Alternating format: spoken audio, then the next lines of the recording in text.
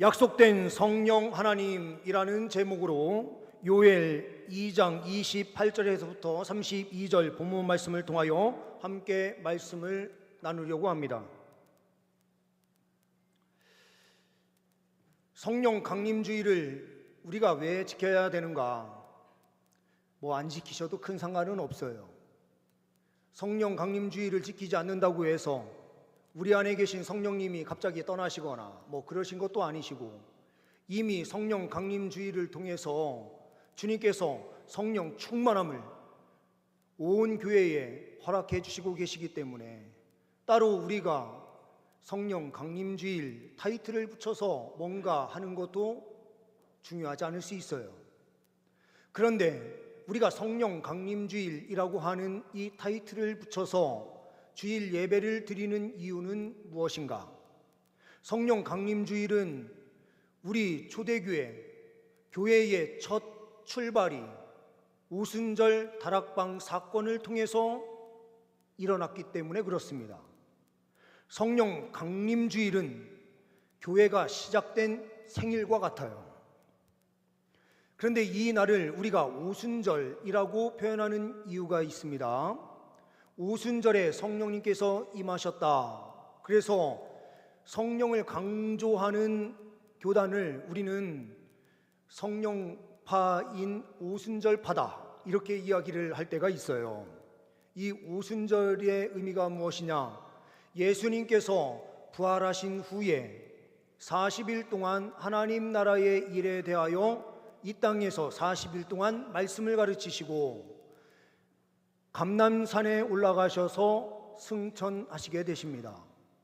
승천하시면서 제자들에게 명령하시는 것은 무엇입니까? 성령을 기다리라 라고 하는 말씀을 주셨어요. 누가복음 24장 말씀을 보게 되면 성전에서 이들이 모여서 찬송과 기도로 그들이 성령을 기다렸다라고 하는 말씀이 있어요. 40일이 지나고 주님께서 승천하신 후에 성령을 기다린 시간이 며칠인가? 거의 10일 정도로 보는 거죠. 그래서 예수님께서 부활하신 부활주일을 기준으로 7주, 7일 동안 7주가 지난 77이 49일이 지나서 그 다음 날이라는 의미로 우리가 오순절 50일째에 성령 강림 사건이 일어났다, 이렇게 보고 성령 강림주일로 지키는 겁니다. 성령 강림주일의 가장 중요한 것은 무엇이냐? 우리가 초대교회의 그 성령 충만했던 모습을 우리가 유지하고 있는가? 초대교회에 가지고 있었던 그 뜨거움, 복음에 대한 열정이 그대로 존재하는가? 우리의 모습을 점검하는 주일이에요. 이 시간 우리가 초대교회의 모습을 회복할 수 있는 은혜가 있기를 소망합니다. 식었던 우리의 열정이 성령을 통해서 다시 회복되는 역사가 펼쳐질 수 있기를 소망합니다. 본문 말씀에서 이 일을 위하여 첫 번째로 우리에게 주시는 메시지는 무엇인가? 성령의 권능을 구하십시오 라는 거예요. 28절 29절의 말씀입니다. 그 후에 내가 내 영을 만민에게 부어주리니 너희 자녀들이 장래일을 말할 것이며 너희 늙은이는 꿈을 꾸며 너희 젊은이는 이상을 볼 것이며 그때에 내가 또 내 영을 남종과 여종에게 부어줄 것이며. 28절에 내가 내 영을 만민에게 부어주리니 부어줄 것이며 라고 말씀이 기록되고 있어요. 우리 한국교회가, 그리고 우리 동산교회가 왜 이렇게 능력 없는 교회로 서 있느냐? 우리 성도님들이 연세가 많이 드셔서 연세 많으신 분들이 주를 이루고 있기 때문에 그런 것이 아닙니다. 한국교회가 이런 침체기를 겪는 이유가 무엇입니까? 그것은요, 우리가 성령을 구하지 않기 때문에 그런 거예요. 성령 충만하면 우리 교회는, 한국 교회는 힘있게 세워질 수 있어요. 그런데 이 세상이요, 점점 발전하면서 계속해서 추구하는 것은 무엇입니까? 과학적 원리에 따라서 영은 존재하지 않는다. 이 세상의 모든 것은 과학의 원리로 다 답변할 수 있다라는 식으로 그렇게 말하고 있는 시대를 살아가고 있기 때문에 그래요. 그러다 보면서 우리 그리스도인들은 어떠합니까? 그리스도인들도 그 말이 맞는가 봐 하면서요, 성경 말씀을 신뢰하기보다 세상의 지식을 더 신뢰하고 세상 방식대로 점점 나아가다 보니 영적인 것에 관심이 없어요. 하나님은 영이시니라고 말씀하고 계시는데 영이 없다라고 말하는 순간 하나님의 존재도 믿지 않고 우리 안에 임재하셔서 우리와 함께 하시는 성령에 대한 관심도 사라지게 되는 거예요. 그러니 우리는 성령도 구하잖아요.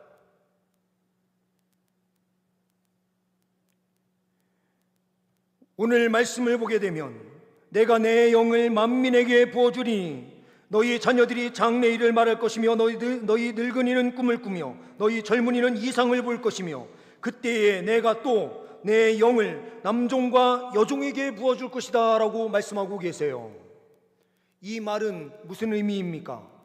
성령의 역사가요, 사람의 조건에 갇혀 있지 않는다. 사람을 보고 하나님께서 역사하시는 것이 아니다. 연세가 많은 분들도 오늘 말씀에 꿈을 꿔요, 이상을 봐요, 하나님께서 말씀하신 것을 봐요, 비전을 품어요. 젊은이들에게도 하나님께서 꿈을 주세요. 모든 믿는 자들에게 꿈을 주세요. 하나님의 성령의 역사는 사람에게 갇혀져서 사람의 생각에 완전히 얽매여서 아무 일도 안 하시는 분이 아니시라. 우리 성령 하나님께서는 모든 것을 초월해서 남종이든 여종이든 어떠한 환경 속에 있든지 인간의 한계를 뛰어넘어 하나님의 은혜의 역사를 펼치시는 분이다, 이렇게 선포하고 있는 겁니다. 그러니요, 우리는 성령을 구해야 돼요.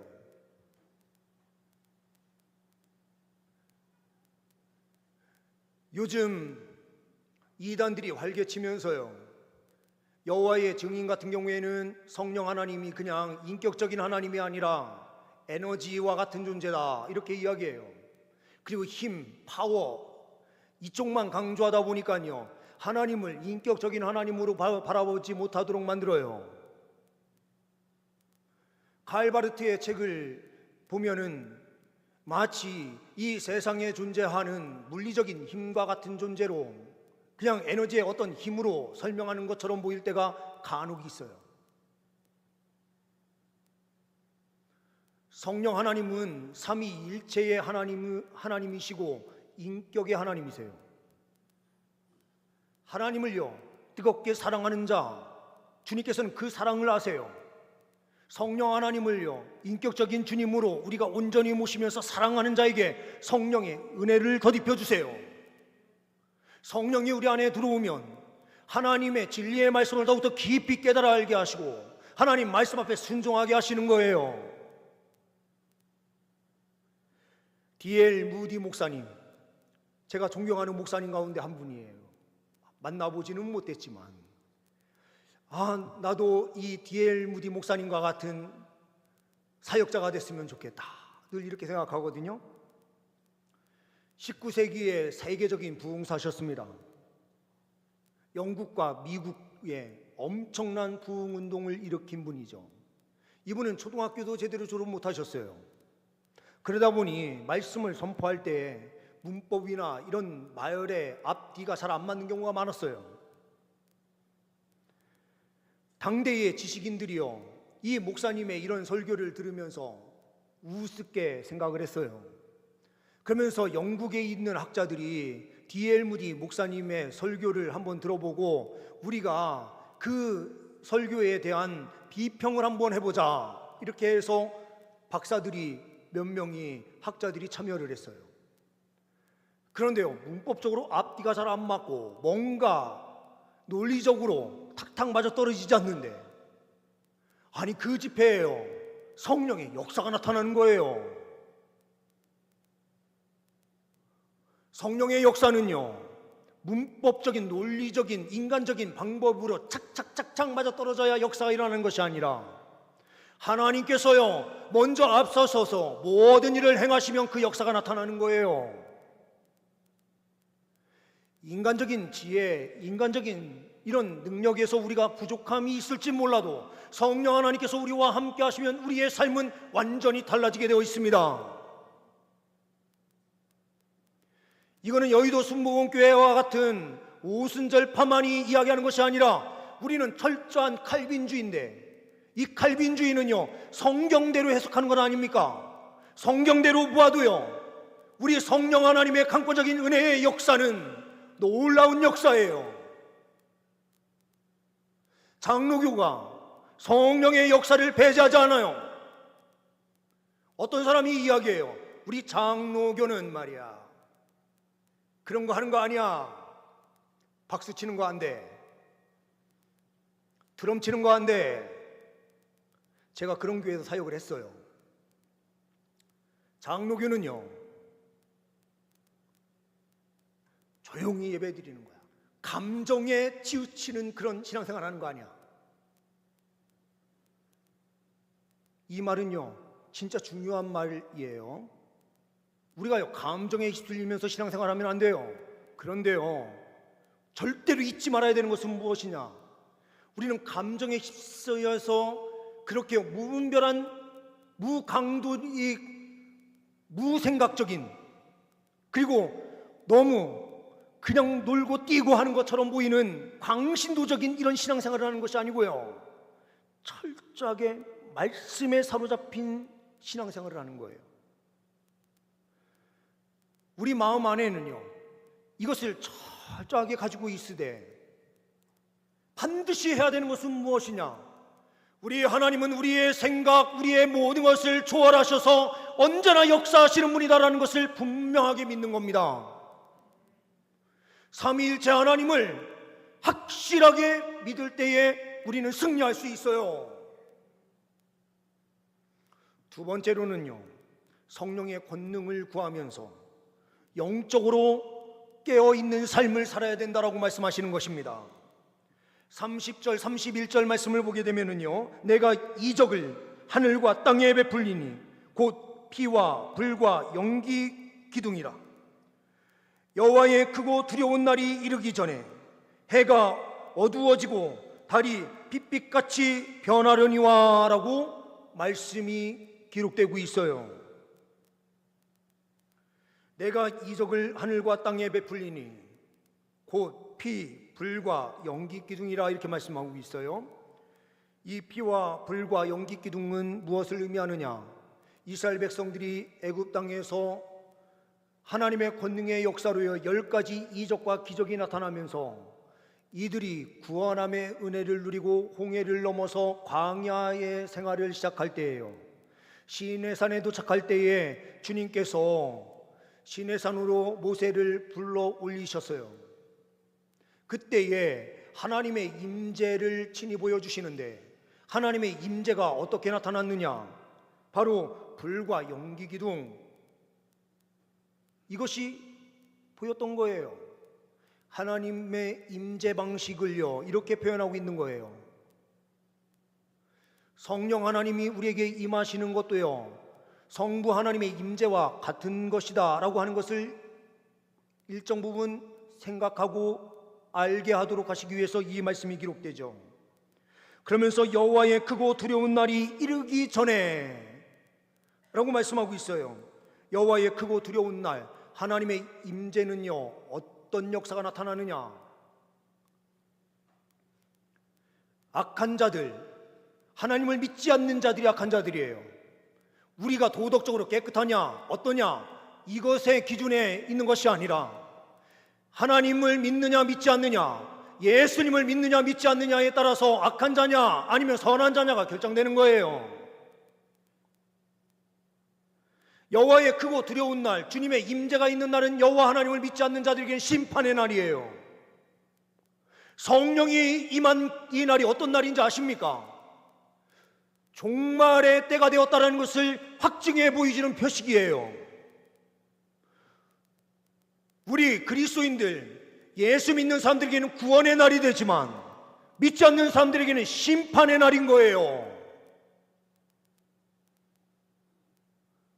주님의 그 때가 이르기 전에 해가 어두워지고 달빛이여 빛빛처럼 변하게 될 그 날이 오기 전에 여기에서 달은 신성시되는 것 중에 하나였습니다. 우리가 잘 알고 계시는 대로 이집트의 바로 왕은요, 태양의 아들이었어요. 라라고 하는 신의 아들이다 하면서요, 신적 권위를 갖고 있었던 존재가 왕이었어요. 태양이 어두워져요. 우상은 끝나버린다. 달빛은요, 그 시대를 살아오고 있었던 팔레스타인 지역에 사우디아라비아 이런 지역들 지금 전쟁으로 많은 어려움을 겪고 있는데요, 이 지역은 사막이 많아서요, 낮에 뜨거운 빛이 있을 때는 다닐 수가 없어요. 그러니 이 사람들이 언제 이동하느냐? 밤에 이동하는 겁니다. 무역을 하는 사람들도요, 이동할 때에 밤에 움직이는 게 차라리 더 나은 거예요. 강도의 위험은 있어도요, 뜨거워서 다닐 수가 없어요. 그러니 밤에 자기 자신을 보호해주는 존재가 누구냐? 달빛이 있는 달이에요, 달. 그러니 이슬람 국가들이 섬기는 그 섬김의 대상 보면은요, 꼭 초승달 같은 것들이 그려져 있는 것 볼 수가 있어요. 이것은 하나님께서요, 모든 우상을 심판하시고 두려운 날, 여호와 하나님만을 믿는 자들에게 구원을 베풀어 주시는 날이다, 이렇게 선언하시는 거죠. 이 어두움이 임하기 전에 라고 강조하는 이유는 무엇입니까? 종말이 진짜 임하기 전에 영적으로 깨어 있어야 된다, 이 말씀을 하시는 거죠. 이거는 단지 공포를 조장하는 것이 아닙니다. 경고하는 거예요. 19세기 말에요, 영국에서 큰 기차 사고가 난 적이 있어요. 1899년 10월 19일 오전 6시였는데요. 그렇지 않아도 영국은 안개가 많이 낍니다. 섬이다 보니 안개가 많이 껴요. 그런데요, 이 신호가 제대로 보이지 않아서 운전하는 사람이요, 빨간불 들어가지 말라라고 하는 신호가 있었는데 신호를 못 보고 그냥 지나쳐서 들어가면서 화물차와 여객열차가요, 충돌이 일어나면서 엄청난 문제가 생긴 거예요. 나중에 사고 원인을 조사하는데 왜 사고가 났냐 했더니요, 안개 때문에 신호등이 보이지 않았습니다, 이렇게 이야기하는 거죠. 우리에겐 영적인 신호등이 켜져 있어요. 성령이 임하신 거예요. 오늘 우리가 성령 강림주의를 드리고 있는데요, 이 성령 강림주의는 어떤 날입니까? 신호등이 빨간불이 딱 켜지는 날이에요.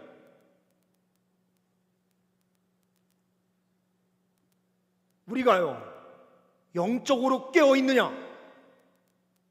주님께서 우리에게요, 신호를 딱 보여주시는 거예요. 경고등. 우리는 이 세상이 전부인 것처럼 착각하면서요, 이 세상의 풍습에 따라서 이 세상이 말하는 방식대로 우리가 자꾸 나아가요. 영적으로 깨어 있어서 바른 신앙 가운데 있어야 될 성도들이 자꾸 세상 사람들과 똑같은 방식으로 이 삶을 살아가고 있어요. 그러니 주님께서 두려운 날, 여호와의 날, 두려운 날 하면서요, 자꾸 우리에게요, 빨간 신호등을 착착 켜주시는데 우리 그리스도인들이요, 이 신호를 감지하지 못하는, 우리 스스로 눈을 감고요, 안개가 끼어 있지도 않은데 안개가 끼어 있는 것처럼 하면서 하나님의 경고를 모르는 척 하면서 지나가는 거예요. 우리 예수님이요, 금방 다시 오십니다. 우리 주님 오실 날 점점 가까워지고 있어요. 우리가 영적으로 깨어 있어야 됩니다. 이 성령 강림 주일에 성령 충만하신 주의 백성들 되시길 소망합니다. 성령님께서 오셔서 우리에게 경고하시는 그 말씀을 듣고 겸손하게 깨어 믿음으로 달려가시는 주의 백성들 되시길 간절히 소망합니다. 세 번째로는 구원의 증인으로 서십시오라고 하는 메시지를 말씀을 통하여 보게 됩니다. 32절의 말씀입니다. 누구든지 여호와의 이름을 부르는 자는 구원을 얻으리니 이는 나 여호와의 말대로 시온산과 예루살렘에서 피할 자가 있을 것이며 남은 자 중에 나 여호와의 부름을 받을 자가 있을 것임이니라. 누구든지 여호와의 이름을 부르는 자는 구원을 얻는데요, 이 자는 남은 자가 되어서 하나님의 부름을 받은 자로서 특별히 심판 가운데서 구별된 자로 안전함의 은혜를 누리게 될 것이다, 이렇게 말씀하시는 거죠. 여호와의 이름을 부르는 자는 반드시 구원받아요. 그러면은요, 믿지 않는 자들에게 이 구원의 이름, 여호와의 이름, 예수 그리스도의 이름을 우리가 세상에 분명하게 선포하는 삶을 살아내야 되죠.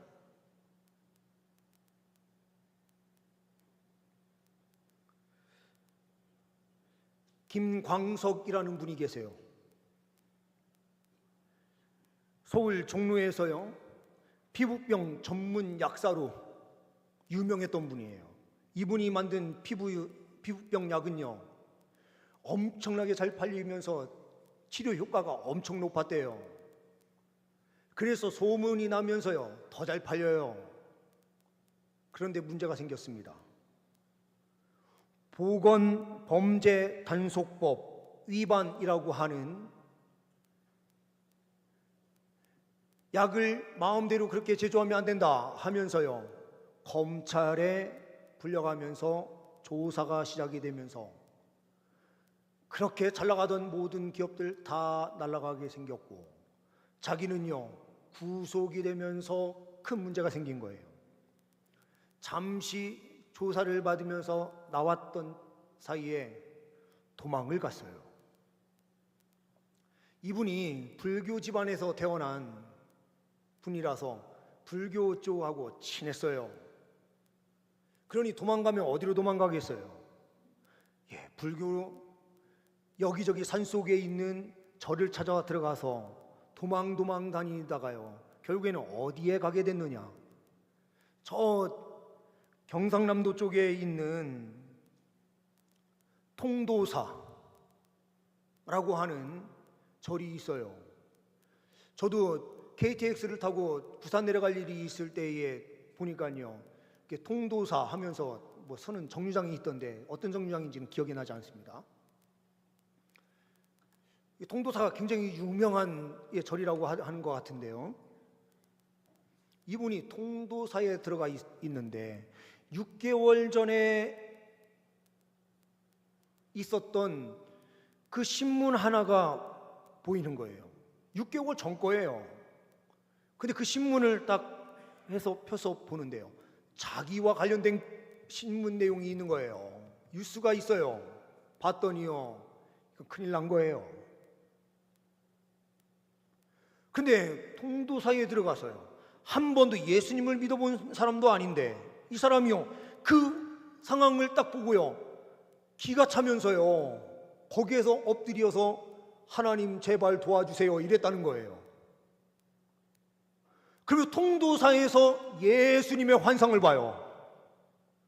그래서 그 환상에 따라서요, 너 어디에 있는 교회를 가라 하라는 메시지를 주시더래요.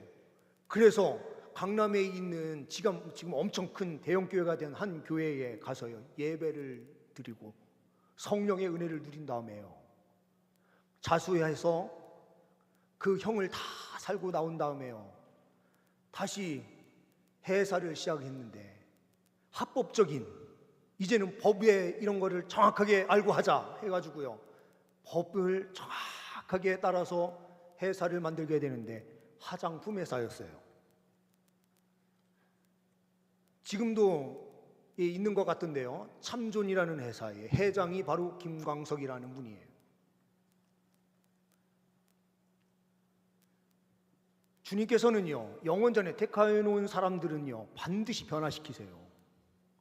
아니, 통도사 절에 들어가 있는 사람이 어떻게 예수님을 만나요?